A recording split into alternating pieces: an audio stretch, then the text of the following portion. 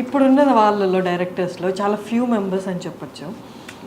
మూవీతో పాటు actor cinema వస్తుందంటే ఆ సినిమా కోసం ఎంత వెయిట్ చేస్తారో ఆ యాక్టర్స్తో పాటు ఈక్వల్గా మీ గురించి వెయిట్ చేస్తారు. సందీప్ గురించి తెలుసుకోవాలి, సందీప్ ఏం మాట్లాడబోతున్నారు, సందీప్ ఏం చెప్పబోతున్నారు అని.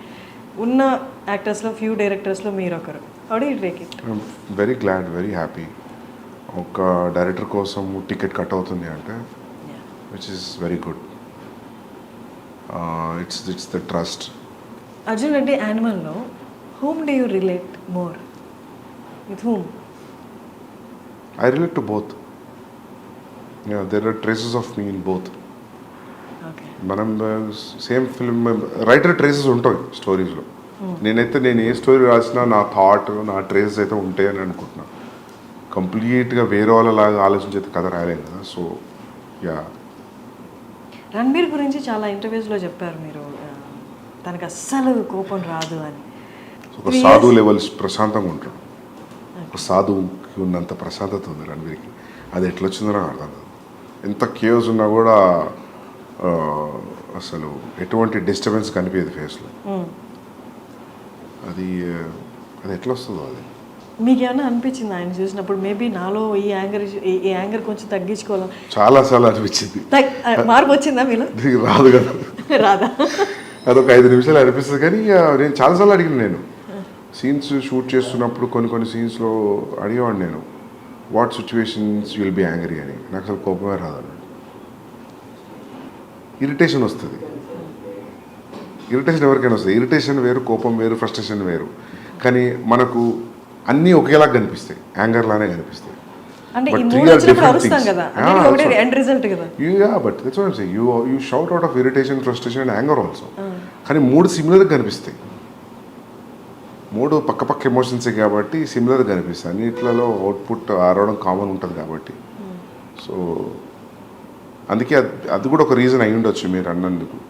నాకు కొంచెం సిమిలారిటీస్ కనిపిస్తున్నాయి అర్జున్కి, యానిమల్కి అంటే అదే అయి ఉంటుంది.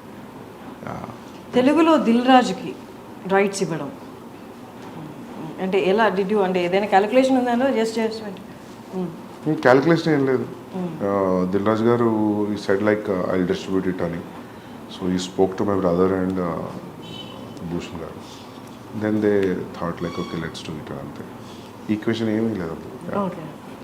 And Prabhas Spirit movie audience అందరూ, తెలుగు వాళ్ళందరూ ఎంతో ఈగర్గా ఎదురు చూస్తున్నారు. నేను కూడా ఎదురు చూస్తున్నా బాగా. నాకు కూడా డైలాగ్ తెలుగులో రాయాలని ఉంది. ఓకే. హిందీలో ఆలోచించి అయిపోయింది చాలు. ఒక బ్రేక్ హిందీ నుండి. ఓకే. ఎప్పటి నుంచి? October 24, 2024 October next year it will start. అక్టోబర్లో స్టార్ట్ అయిపోతుంది. నెక్స్ట్ ఇయర్ అక్టోబర్లో స్టార్ట్ అవుతుంది. Okay. And coming to last part of our interview, cost విషయానికి వస్తే, నేను మ్యూజిక్ చూస్తే చాలామంది ఉన్నారు. మ్యూజిక్ బ్యాక్గ్రౌండ్ స్కోర్ వచ్చి హర్షవర్ధన్ రామేశ్వర్, అలా కాకుండా ఇంకా చాలా పేర్లు ఉన్నాయి. ఏంటి, ఎందుకని అలాగా? బాంబేలో అట్లా అయిపోయింది actually. Multiple composers. So actually నేను ప్రీతం గారితో వెళ్తాం అనుకున్నాను. కబీర్లో కూడా అంతే, మల్టిపుల్ కంపోజర్స్. సోలో వెళ్దాం అనుకున్నాం. బట్ ఫస్ట్ సాంగ్ చేశారు ఆయన. మిగతా సాంగ్స్కి అసలు టైం కుదరట్లేదు. ఆయనకు చాలా కమిట్మెంట్స్ ఉన్నాయి. And then I move to other. నేను అప్పుడు అనుకున్నాను ఇంకా కబీర్ స్టైల్లో, then will go pick all different composers and do it. And songs release అయినప్పుడు నార్మల్ కదా, డోప్. యా. ఫస్ట్ సాంగ్ ఫ్లైట్లో సీన్ కానీ అమేజింగ్. మీరు ఎన్ని రోజులు కూర్చున్నారు మ్యూజిక్ సాంగ్స్ ఫైనలైజ్ చేయడంలో? ఫస్ట్ సాంగ్ అయితే పాండమిక్లో జరిగింది, జూమ్ కాల్లో నాకు ప్రీతంకి. So it took almost like 1.5 months, 2 monthsలో he made me here the tune. Then సత్రంగా అయితే ఎలా దొరికింది అంటే, సిద్ధార్థ్ గరిమా వాళ్ళు డైలాగ్స్ రాశారు నాకు ఇద్దరు, కబీర్ సింగ్. సో వాళ్ళ లాస్ట్ ఇయర్ వాళ్ళ ఇంటికి, సిద్ధార్థ్ ఇంటికి వెళ్ళాను నేను దివాళీ పార్టీకి. అక్కడ దివాళీ పార్టీ జామ్ అయ్యారు అందరు. అక్కడ పాటలు పాడుతున్నారు. ఒక పాట పాడుతున్నారు. ఆ పాట నేను ఎక్కడ వినలేదు. ఈ పాట ఎక్కడిది అని అడిగాను. అంటే సిద్ధార్థ్ గరిమా మేము రాసామన్నారు. శ్రేయస్ ట్యూన్ శ్రేయస్ది. Shreyas was on guitar and singing. Like అసలు నాకున్న సిచ్యువేషన్కి రెడీగా ఉంది సాంగ్ అది. నాకు ఈ సాంగ్ కావాలని చెప్పాను. శ్రేయస్ థాట్ ఏదో పార్టీ కదా ఏదో జోష్లో అని ఉంటారు అనుకున్నాను. Next day I call in to the office and I took the song. దాని హుక్ లైన్ అంతా రెడీగా ఉంది, మధ్యలో లైన్స్ ఇంకా నా సిచ్యువేషన్ దగ్గర రాశాను. సో ఆదా థెరా ఆదా మేరా ఇస్కా ఐసే పూరా హువా చంద్రమా, it was so apt for my Karva Chauth night scene. ఆ పాటకి అట్లా దొరికిపోయింది నాకు. సో అది అట్లా ప్లస్ ఆ ఖడవిచ్ ఆ పంజాబీ సాంగ్ అది ఎప్పటి నుంచో యూట్యూబ్లో ఉంది, దానికి ఒక 400-500 వ్యూసే ఉంది. So I call the artist, I met Manan Bhardwaj did composing music, he remove it from the YouTube, then I used in my film. అది కూడా రెడీమేడ్ దొరికింది నాకు, which is very much apt to my situation. అది ఆయన ఎప్పుడో 30 ఏళ్ళ కింద రాసుకున్న పాట అది. అది ఇంతవరకు ఎవరు యూజ్ చేయలేదు ఎక్కడ. Luckily like I got it.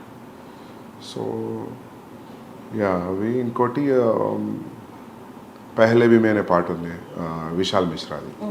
అది దట్ నేను విశాల్ కూర్చున్నాం talking and we cracked in one night that tune. And lyrics Rajasekhar garu రాశారు. దెన్ దట్ ఆల్సో లైక్ ఎంత 15-20 days. దెన్ దాన్ని ఇక్కడ అనంత్ శ్రీరామ్ గారు రాశారు. Anant Sriram took every song 2 days. 18 days 6 songs అయిపోయింది. సో ఇంకా క్లైమాక్స్ సాంగ్, క్లైమాక్స్లో వచ్చే సాంగ్ ఒకటి ఉంది, ఇది ట్రైలర్లో వచ్చిన సాంగ్. దట్ అది 2 years అయింది నా దగ్గరికి వచ్చే ట్యూన్. అదొక పాత ట్యూన్ ఉంది, ఒక టప్పే ఫోక్ ట్యూన్స్ అంటారు పంజాబీలో. ల్యాంబోర్గిని అనే పాట ఉంది, ఐడియా ఉందా మీకు? పంజాబీ సాంగ్ ఉంటుంది. అది చిట్టా కుక్కడ్ అనే పాట ఉంది సిద్ధార్థ్లో. It's all same tunes. You see ఇది కూడా సేమ్ ట్యూన్, ట్రైలర్లో వచ్చిన tune, but the lyrics are different. అది ఆ ట్యూన్ నాకు ఆల్మోస్ట్ నేను ఆ సాంగ్ ఒక 10 ఏళ్ల పైనుంచి వింటున్నా. ఒక 1980sది ఒక వీడియో ఉంటుంది యూట్యూబ్లో, పాత పాట, అంత అమ్మాయిలంతా కూర్చొని పంజాబీలో పాట పాడుతుంటే ట్యూన్ అదే. అది నాకు మస్తు ఇష్టం ఆ పాట. ఆ ట్యూన్ ఎప్పటి నుంచో హాంట్ ఉండే నాకు. నేను అనుకున్న ఈ ట్యూన్ మీద ఒక పాట అనుకున్నా, కబీర్ సింగ్ అప్పుడు అనుకున్నా, కానీ నాకు కుదరలేదు. సో ఆ ట్యూన్ గుర్తుండిపోయింది. దెన్ దానికి ఇప్పుడు ఈ పాట రాస్తాను. అది సాఫ్ట్ ట్యూన్, దీనికి మొత్తం ఫాదర్ లిరిక్స్ వచ్చి అసలు ఇది ఎక్కడో ఉంది పాట, but basic tune Punjabi టప్పే.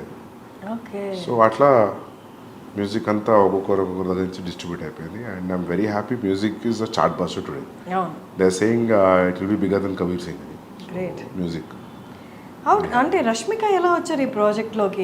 Anyone suggested or you, అంటే మీ సెలెక్ట్ చేసి? నేనే అనుకున్నా రష్మిక బాగుంటుందని అనిపించింది, ఫ్రెష్ పేరింగ్ అనిపించింది. Ranbir and Rashmika, they are looking good. First మీటింగ్లో when they met, when they sat, when they talking, I thought like my half of the job is done. So casting is right. మళ్ళీ మీరు ఎప్పుడు దొరుకుతారో తెలియదు కాబట్టి quiet lengthy interview అనమాట. మీరు మళ్ళీ దొరికే వరకు I wanted everything to be covered. Kabir Singh, Arjun Reddy and animal. So all the very best. Thank you so much. I looking forward to December 1st. Thanks a lot. Thank you so much. Thank you.